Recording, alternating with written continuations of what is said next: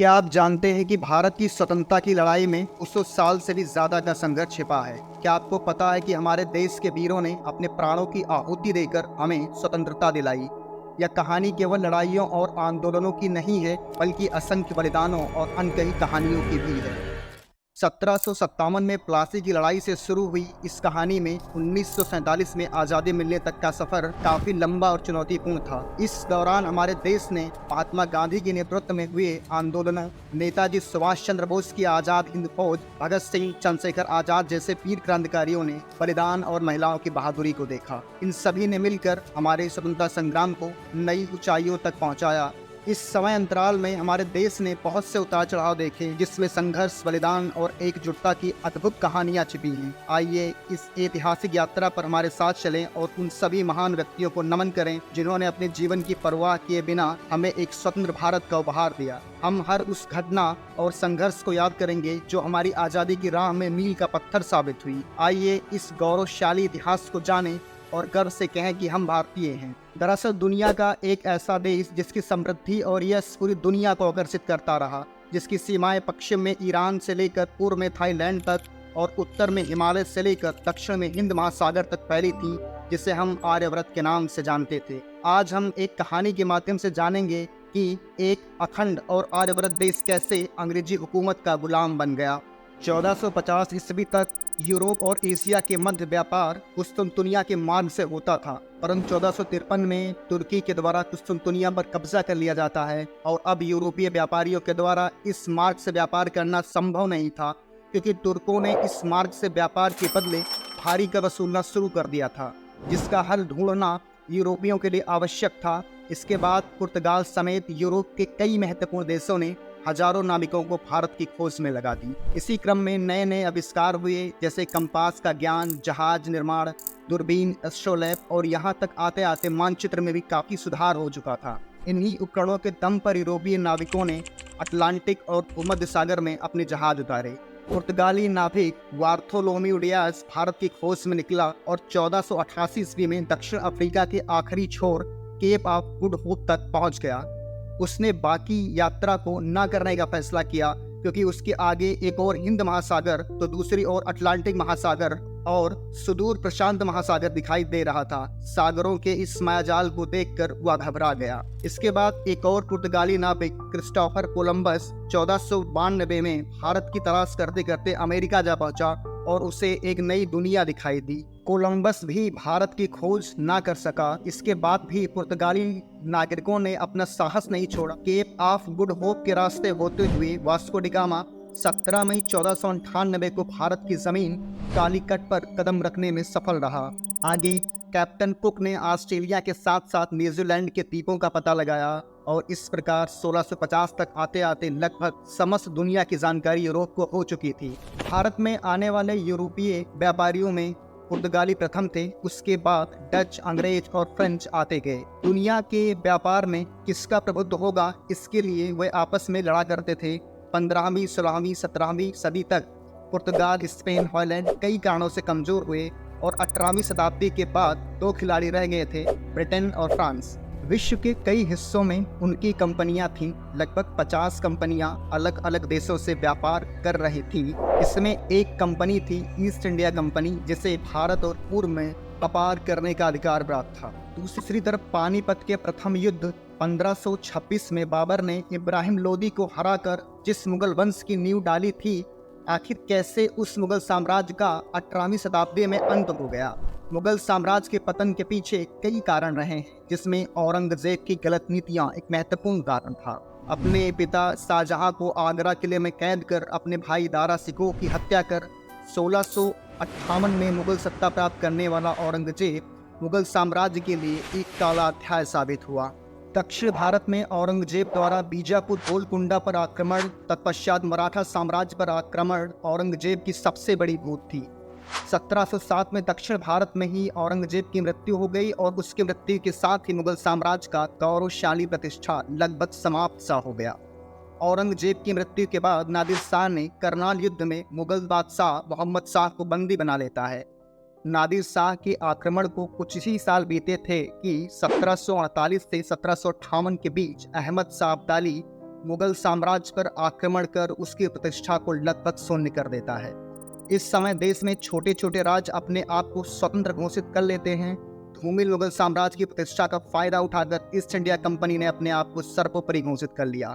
शाह आलम द्वितीय के बक्सर युद्ध की हार के साथ बाबर द्वारा स्थापित मुगल वंश का अंत हो जाता है और केंद्रीय सत्ता दिल्ली और आसपास के क्षेत्रों तक सिमट कर रह जाती है। इतिहास में कई ऐसे कालखंड आए जब एक बड़े साम्राज्य का विघटन हुआ तथा उस साम्राज्य की कब्र पर स्थापित दूसरी शक्ति एक नए साम्राज्य के रूप में इसका विकल्प दे सकी।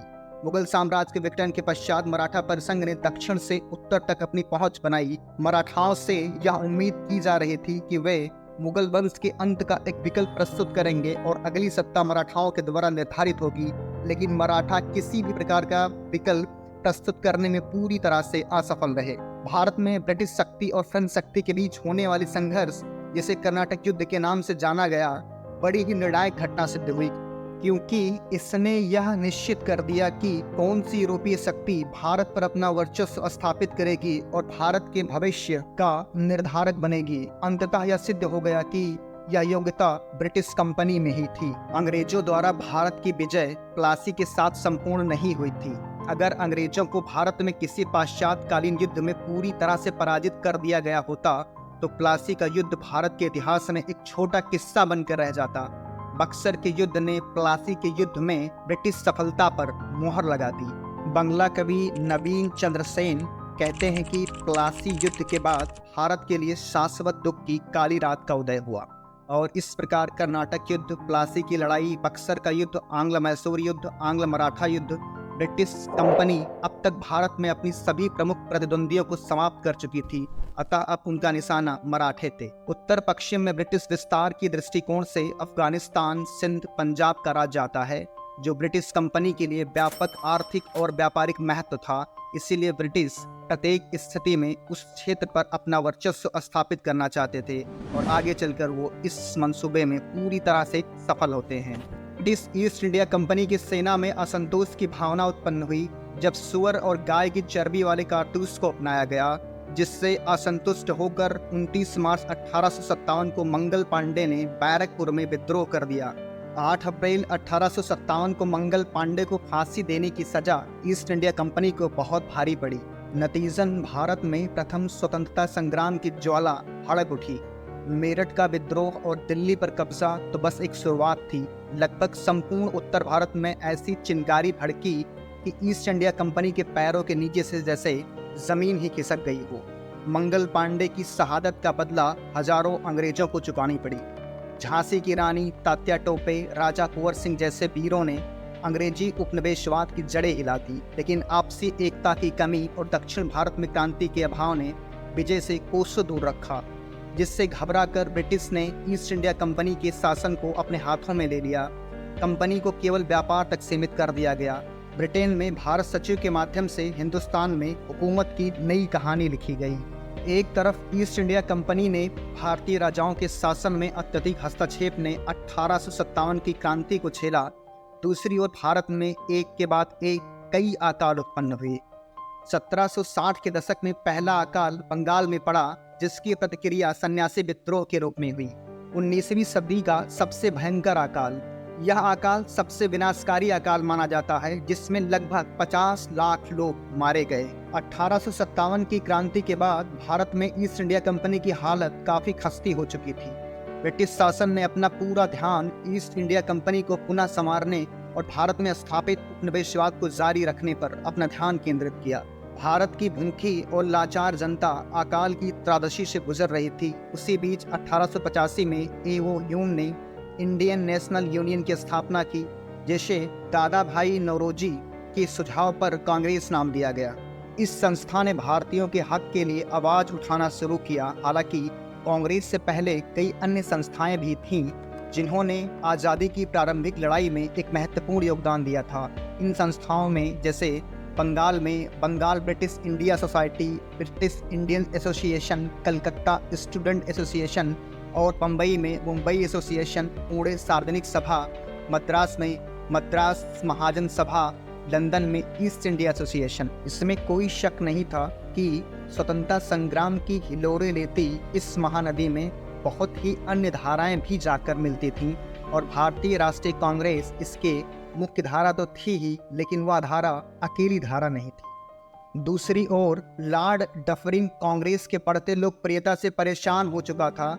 उसने आनन फानन में भारत शासन अधिनियम 1892 पारित करवाया, जहां ब्रिटिश सरकार ने पहली बार भारतीयों के प्रतिनिधित्व को स्वीकार करने का साहस किया। यहीं से ब्रिटिश सरकार में भारतीयों की मौजूदगी की आस लगी, लेकिन यह तो महज एक दिखावा था। दूसरी तरफ ब्रिटिश गवर्नमेंट भारत में सरकार के प्रति विरोध का कोई साहस न उठाने के लिए 1898 में धारा 124 को पुनः स्थापित कर दिया गया। जो लोग भारतीय पत्रकारिता के माध्यम से शासन के खिलाफ आवाज बुलंद करने की कोशिश कर रहे थे, उन्हें रोकने के लिए कार्यालय गोपनीयता कानून 1904 स्थापित किया गया। एक तरफ भारतीय समाचार पत्र जब कार्यालय गोपनीयता अधिनियम की वजह से समाचार पत्र नहीं निकाल पा रहे थे, तो वहीं दूसरी तरफ लॉर्ड कर्जन बंगाल को 2 भागों में विभाजित करने को ठान लिया था। आखिरकार कर्जन ने बंगाल को 2 भागों में विभाजित कर दिया, पूर्वी बंगाल और पश्चिमी बंगाल के रूप में। देश के बुद्धिजीवी बंगाल विभाजन का विरोध करने के लिए 7 अगस्त 1905 को कोलकाता के टाउन हॉल में एकत्रित हुए, जहां विरोध स्वरूप स्वदेशी आंदोलन की शुरुआत हुई और बाल गंगाधर तिलक, बिपिन चंद्र पाल, लाला लाजपत राय, अरविंद घोष जैसे नेताओं ने तो संपूर्ण भारत में स्वदेशी आंदोलन की मंशा जाहिर, लेकिन नरमपंथी नेताओं का साथ न मिलने के कारण यह आंदोलन अलगाव और बिखराव का कारण बना, जिसका परिणाम 1907 का नरम और गरम दल विभाजन था। गरम दलीय नेताओं को पता था कि हिरण की सुंदरता एक जंगली शेर को दयालु नहीं बना सकती। एक तरफ देश का युवा मन में परिवर्तन की चाह ली अपने धैर्य को खोज रहा था, जिसका परिणाम 1908 में किंग्सफोर्ड की गाड़ी पर खुदीराम बोस और प्रफुल्ल चाकी का बम फेंकना था। घटनाएं रुकने का नाम नहीं ले रही थीं। खुदीराम बोस और प्रफुल्ल चाकी के बाद 23 दिसंबर 1912 को लॉर्ड हार्डिंग के काफिले पर रास बिहारी बोस और सचिन सान्याल ने बम फेंका। एक तरफ देश का युवा अपनी जान की बाजी को लगाता हुआ अंग्रेजी हुकूमत से टकराने की साहस कर रहा था, तो दूसरी ओर भारत से बाहर नेताओं ने दुनिया भर में भारत समर्थन की मुहिम चला रखी थी। 1 नवंबर 1913 को लाला हरदयाल ने अमेरिका के सैन फ्रांसिस्को में गदर पार्टी की नींव डाल दी, जिसने 1857 की क्रांति नामक अखबार को हथियार बनाकर लोगों में ऊर्जा का संचार करने का प्रयास किया।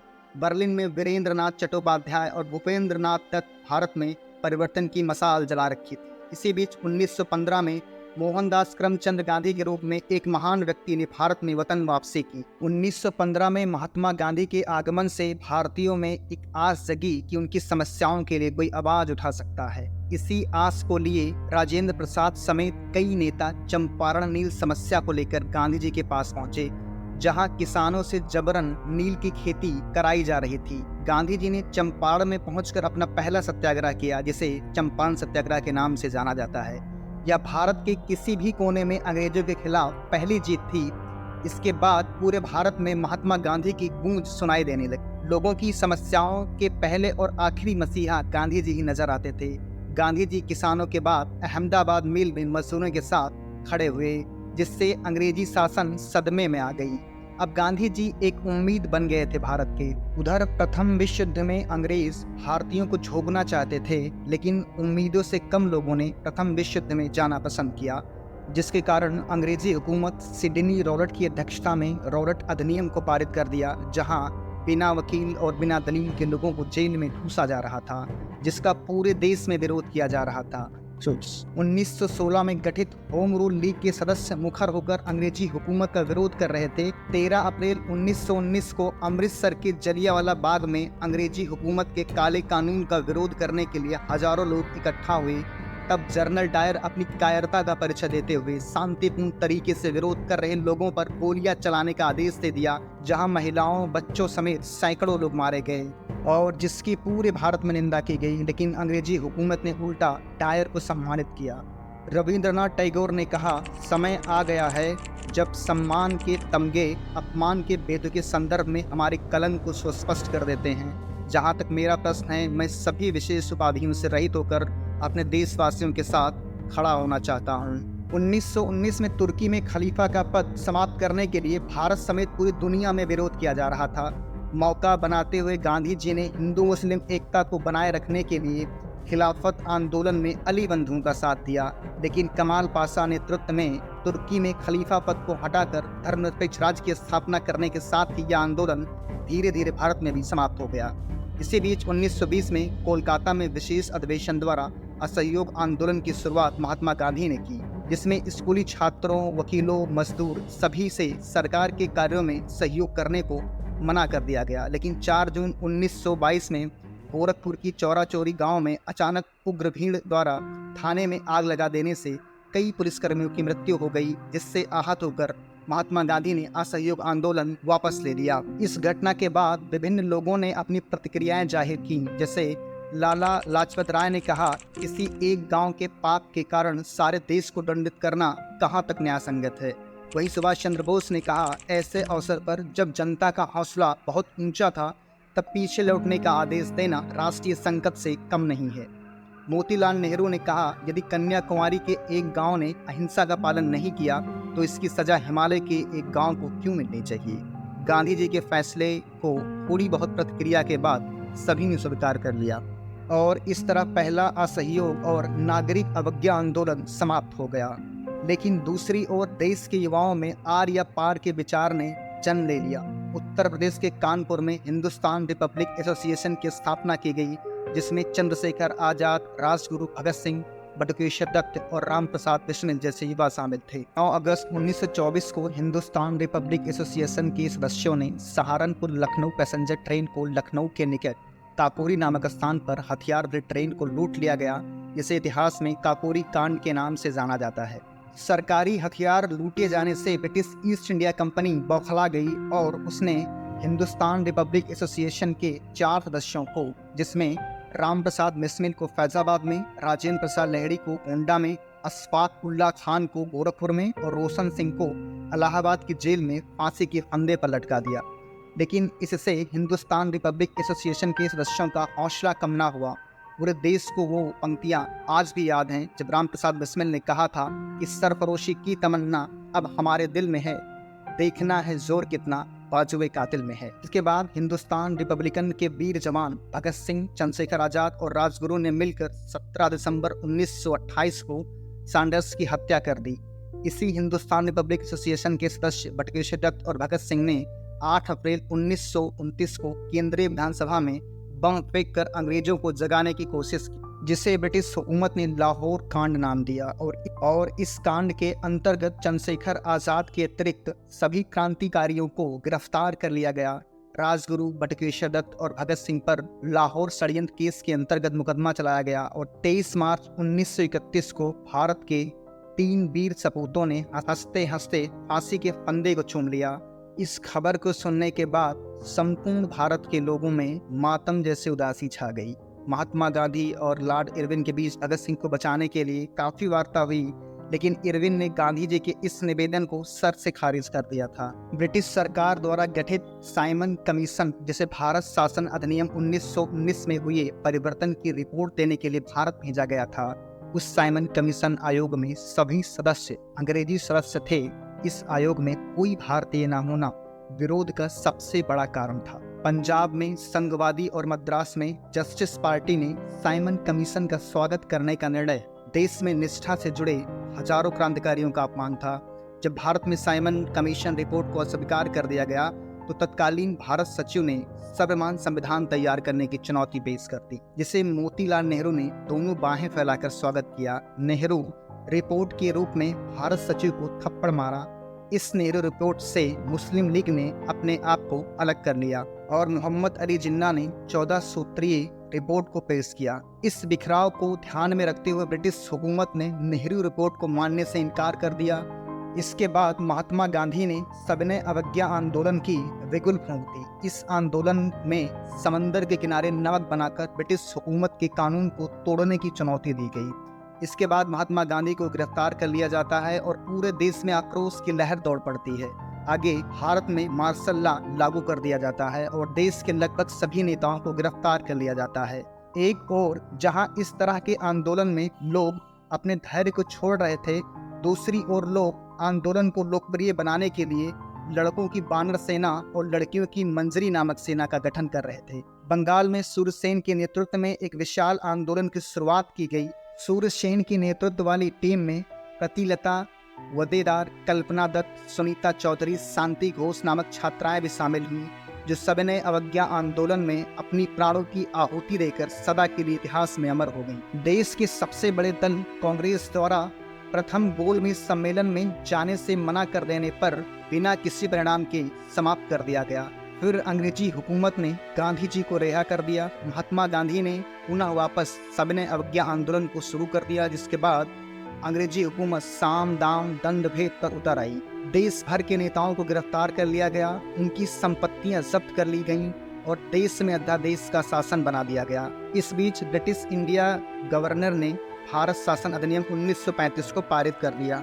भारत शासन अधिनियम 1935 के अंतर्गत केंद्रीय स्तर पर द्वैध शासन की शुरुआत की गई, जहां प्रशासन को 2 भागों में विभाजित कर दिया गया।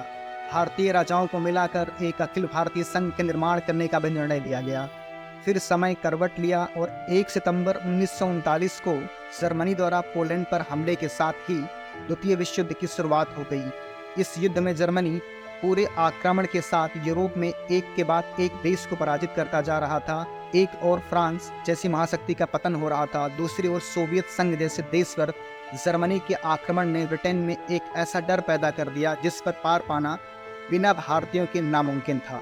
इस युद्ध में भारतीयों को मनाने के लिए एक के बाद एक दांव रचा गया, जिसमें अगस्त प्रस्ताव, क्रिप्स मिशन के लालच भरे पड़े थे। एक और भारत किसी तरह से इस युद्ध में अपने आप को ब्रिटिश सरकार से आज़ाद कर लेना चाहती थी, तो दूसरी ओर मुस्लिम लीग अलग देश की मांग पर अड़ा हुआ था। 23 मार्च 1940 को मुस्लिम लीग के वार्षिक अधिवेशन लाहौर में पाकिस्तान प्रस्ताव को हरी झंडी दे दी गई। उधर ब्रिटेन अपनी हार से घबराकर 1942 में सर स्टीफन क्रिप्स के नेतृत्व में क्रिप्स मिशन को भारत भेजा, जहां एक भारतीय संघ के निर्माण का प्रस्ताव रखा गया।